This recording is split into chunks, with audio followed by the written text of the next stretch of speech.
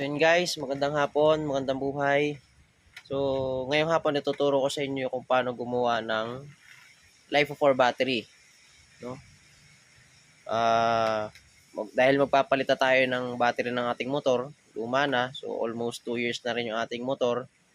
So kailangan natin magpalit ng battery. So ang gagamitin ko guys ay Life of 4 battery. Ang gagamitin natin. So tara guys, start tayo. Yun guys, ano nga ba yung mga kailangan natin para makabuo tayo ng LiPo4 battery? So ngayon, isa-isahin ko sa inyo lahat ng ating gamit, materyales na gagamitin natin sa pagbuo ng LiPo4 battery. So ang gagamitin natin ay LiPo4 battery 4S. So meron tayo dito ay 4 na pirasong LiPo4 battery. No? Yan, 4. So 4 na LiPo4 battery. Meron tayong battery pack, no?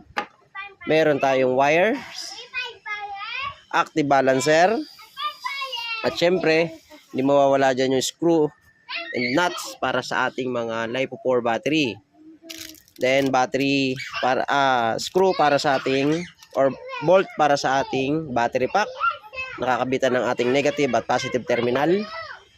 Tabing wires para sa connection ng ating LiPo4 battery.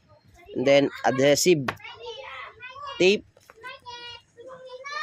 Dalawang klase po yung ating gagamiting adhesive tape, which is yung isa copper, then tong acrylic.